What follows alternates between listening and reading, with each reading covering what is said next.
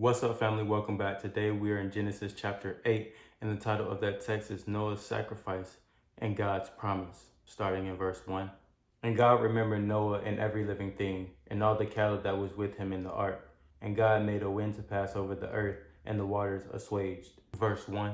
Remember does not suggest that God had even forgotten about Noah. When used of God, remember suggests the initiation of a miraculous saving act of God, using language that reflects God's initial act of creating the universe. God caused the Hebrew word rock or spirit or wind to pass over the waters of the earth.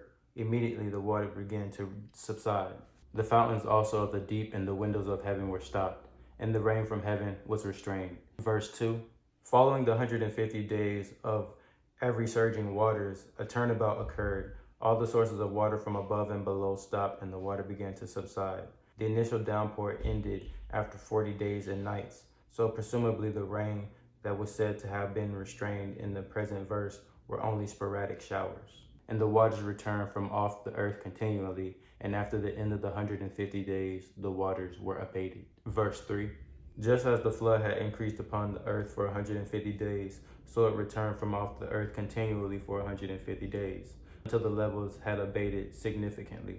And the ark rested in the 7th month on the 7th day of the month upon the mountains of Ararat. Verse 4. Exactly 5 months after the flood had begun, the ark rested upon the mountains of Ararat, modern Turkey or Armenia. And the waters decreased continually until the 10th month. In the 10th month, on the 1st day of the month, were the tops of the mountains seen. And it came to pass at the end of 40 days that Noah opened the window of the ark which he had made. Verse 5 through 6. This is the only mention of a window in Hebrew, halon, in the ark. And he sent forth a raven, which went forth to and fro, till the waters were dried up from off the earth. Verse 7. Rabbis have suggested that Noah first sent forth a raven, a ritually unclean bird, because it was expendable. The fact that it went forth to and fro from the ark means that it could find no suitable habitat. Also, he sent forth a dove from him to see if the waters were abated from off the face of the ground. Verse 8. Perhaps simultaneous with the release of the raven, or soon thereafter, Noah sent forth a dove. Since the dove ate seed and insects, it would provide a useful indication of whether the waters were abated from off the face of the ground. But the dove found no rest for the sole of her feet, and she returned unto him into the ark. For the waters were on the face of the whole earth. Then he put forth his hand and took her and pulled her in unto the ark again. Verse 9. Though the ark was now resting on Ararat, a mountaintop where visible, the waters had not yet receded enough for the dove to find a place to rest her feet. And he stayed yet other 7 days. And again he sent forth the dove out of the ark, and the dove came into him in the evening, and lo, in her mouth was an olive leaf plucked off. So Noah knew that the waters were abated from off the earth. Verse 10 through 11. When the dove returned to Noah for its second foray with an olive leaf, this confirmed that the lower elevations where olive trees grow were now above water. And he stayed yet other 7 days, and sent forth the dove, which returned not again unto him any more. Verse 12. When Noah sent forth the dove a third time, and it returned not, it was clear that life-sustaining conditions now existed at the earth's more temperate, lower elevations. And it came to pass in the 601st year, in the 1st month, the 1st day of the month, the waters were dried up from off the earth. And Noah removed the covering of the ark, and looked, and behold, the face of the ground was dry.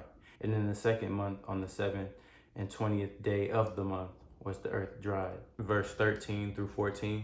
On Noah's 601st birthday, he removed the covering of the ark, and confirmed what the dove had indicated, that the plains beneath the mountain range were dry. Some 57 days later, the earth dried. And God spake unto Noah, saying, Go forth out of the ark, thou and thy wife, and thy sons and thy sons' wives with thee.